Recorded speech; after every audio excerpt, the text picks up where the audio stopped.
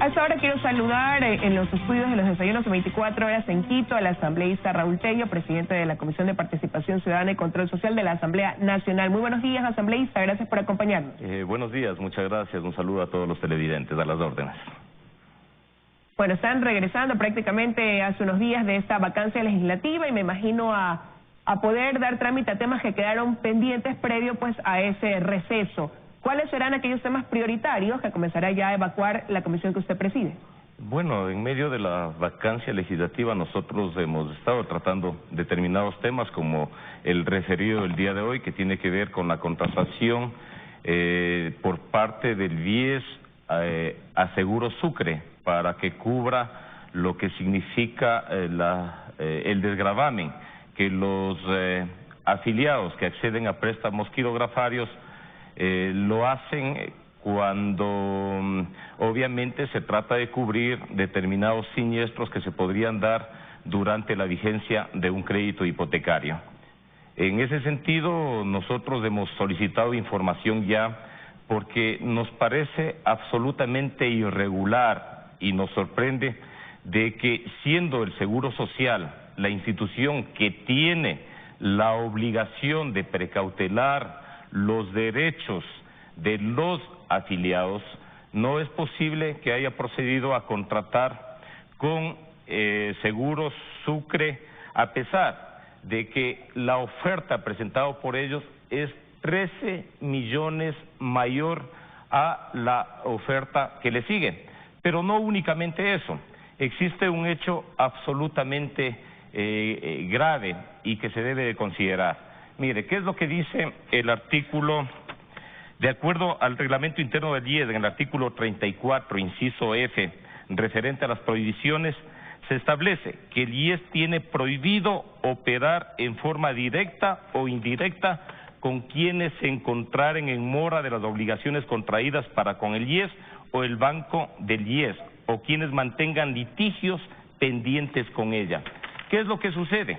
Seguro Sucre mantiene una deuda de 62 millones de dólares desde el 2015 hasta el 2019, que corresponden a la cláusula o a la prima de buena experiencia del 2015 al 2019 y a la devolución del 8% por el uso del canal comercial y gestión administrativa por parte del IES para la ejecución de este contrato. Es decir, tenemos a una empresa que acaba de contratar con el BIES a pesar de estar moroso.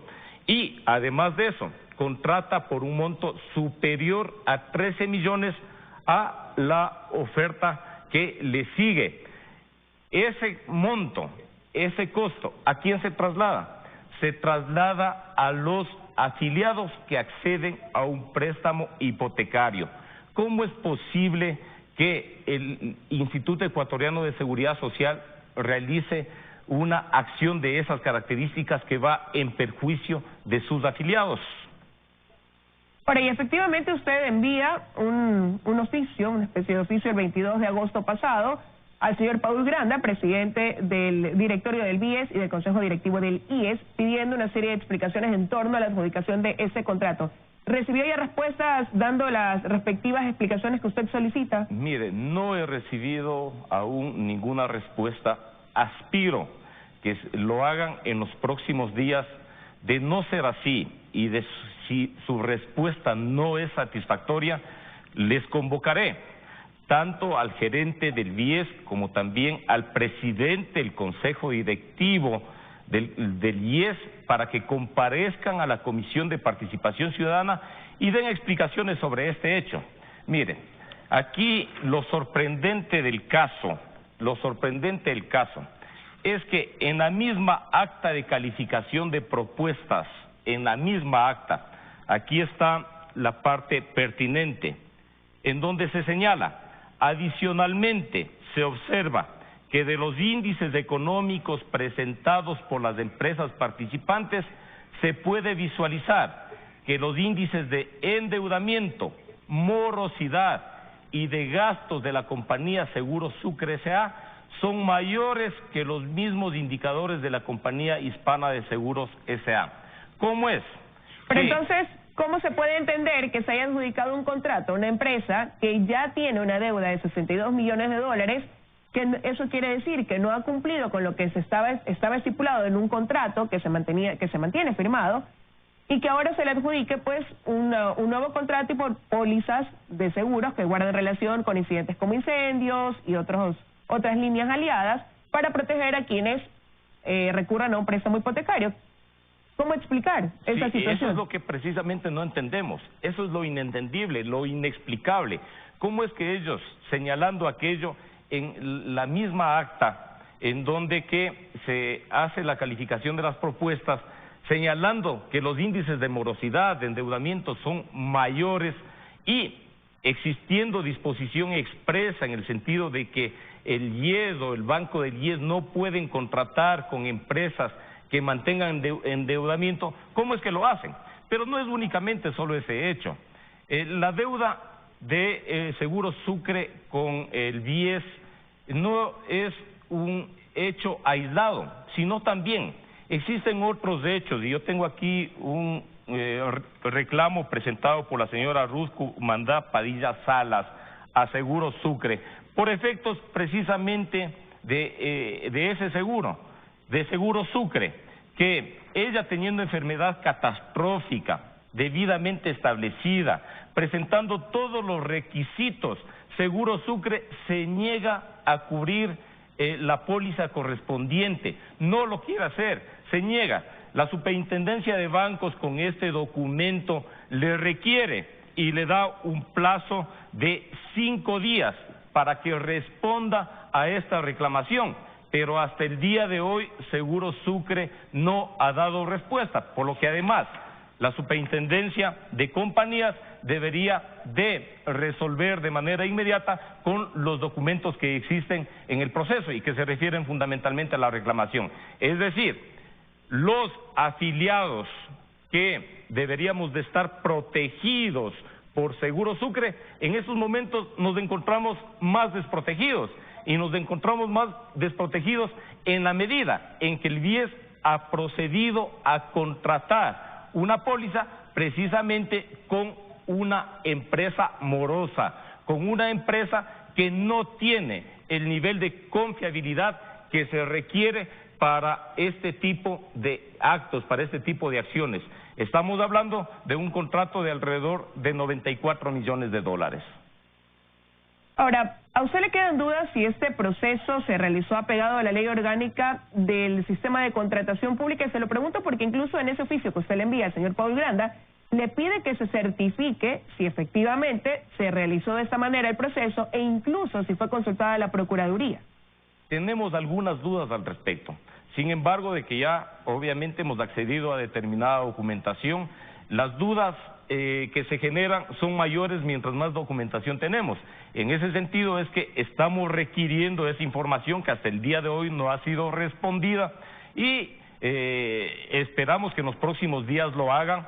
Aquí que no vengan con el pretexto de que no son sujetos de juicio político, pero sí son sujetos de fiscalización.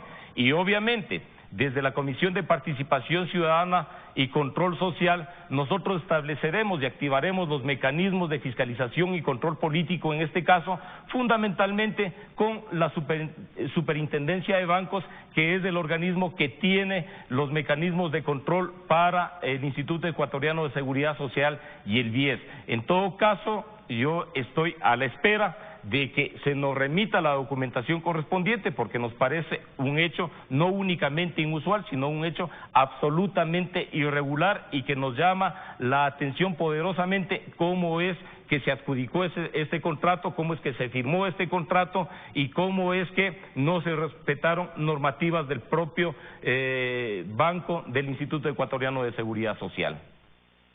Ahora, ¿y cómo podría incidir en este punto si es que se hizo la consulta respectiva o no a la Procuraduría General del Estado? Desde luego que los criterios de la Procuraduría General del Estado son vinculantes y en ese sentido, si no existe un criterio al respecto y se procedió a la firma de este contrato, existirían responsabilidades. En el camino es en donde vamos a establecer qué tipo de responsabilidades existieron y también si los organismos de control correspondientes han conocido de estos hechos, han activado alguna acción sobre estos hechos, han realizado determinado pronunciamiento, porque obviamente eso le corresponde de manera fundamental a la Superintendencia de Bancos. Bueno, usted ya decía que la oferta presentada por Seguro Sucre versus los otros ofertantes es $13 millones superior, y que por eso también crea ciertas dudas de cómo se adjudica una empresa, un ofertante que tiene una propuesta más cara, y que eso iba a redundar en aquel afiliado. Es decir, ese valor tendrían que cobrárselo dentro de esa cuota que paga aquella persona que solicita un préstamo hipotecario. En este caso, ese valor sería recargado en esa cuota mensual, considerando que ese afiliado hace hasta un esfuerzo muchas veces por endeudarse para adquirir una vivienda. Mire, de hecho que nosotros no estamos en contra de que se contrate este seguro de desgravamen. Es necesario, es indispensable. Si aquello hubiera ocurrido en la situación que se dio en las provincias de Manabí y Esmeraldas en el terremoto, realmente muchos propietarios de viviendas que han hecho créditos con el Instituto Ecuatoriano de Seguridad Social hubieran accedido a ese seguro. Está bien que se lo haga durante el tiempo que se mantiene un crédito, pero obviamente si se hace un contrato más caro de lo que se debería de hacer, ese costo se lo traslada a los afiliados. Los afiliados que acceden a un crédito hipotecario son quienes tienen que pagar ese monto. En ese sentido, lo que está haciendo el Instituto Ecuatoriano de Seguridad Social a través de su banco es más bien afectando a los afiliados que con mucho esfuerzo, con muchísimo esfuerzo, acceden a un crédito hipotecario para adquirir su vivienda, y que además del pago, en muchos casos oneroso en el tema de los intereses, tiene que hacer el pago de este seguro, y que en este caso tendría que hacerlo en un monto mayor, porque precisamente el Seguro Social a través de su banco hizo la contratación con una empresa que ofreció esos servicios con un monto mucho más alto. Pero no únicamente eso, se pone en riesgo el cumplimiento de las obligaciones que se podrían derivar por cualquier hecho que se dé. Se pone en riesgo, ¿por qué? Porque se está contratando con una empresa morosa, con una empresa que tiene morosidad con el propio Instituto Ecuatoriano de Seguridad Social, no en $20,000, no en $30,000, en $62 millones. Entonces, ¿cómo es que violentando la propia normativa se contrata con una empresa de seguros de las características que he mencionado, afectando directamente los derechos de los afiliados al Instituto Ecuatoriano de Seguridad Social? Ahora, pero usted no es el único que pide explicaciones desde la Asamblea Nacional. El asambleísta Jimmy Candel también solicitó el pasado 8 de agosto al presidente de la Asamblea que se solicite la comparecencia ante la Comisión de Fiscalización, incluso del superintendente de Compañías, Valores y Seguros, para que documentadamente explique y demuestre acciones de control ejercidas hacia esta compañía de seguros, Seguro Sucre, que han sido denunciadas por miembros de la tropa de las Fuerzas Armadas ecuatorianas, de otras compañías también, instituciones del Estado, más bien en el campo petrolero, eléctrico, de comunicaciones, que tienen demandas por valores que no han sido cubiertos. Sí. ¿Van a unificar en ese sentido la petición de explicaciones para realizar una sola acción dentro de la Asamblea? Porque, como ya digo, desde la Comisión de Participación Ciudadana se genera una acción por un tema específico, pero acá hay otro pedido de otro asambleísta que también solicita se rindan explicaciones. Bueno, el día de hoy he exhibido un hecho además de incumplimiento por parte de Seguro Sucre.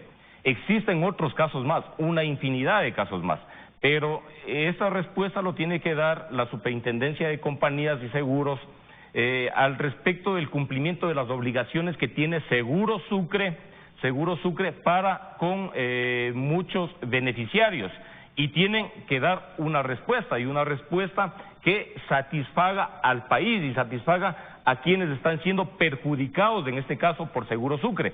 Este es un caso diferente. ¿Por qué? Porque nuestra acción se centra fundamentalmente en lo realizado por el Banco del Instituto Ecuatoriano de Seguridad Social, que ellos, protegiendo a sus afiliados, protegiendo el propio patrimonio del Instituto Ecuatoriano de Seguridad Social, no podían contratar con una empresa de estas características, con una empresa que tiene cuestionamientos de morosidad.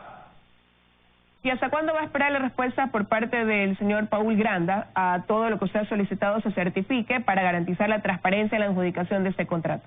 Miren, no va a ser más allá de los 15 días que está establecido en la ley.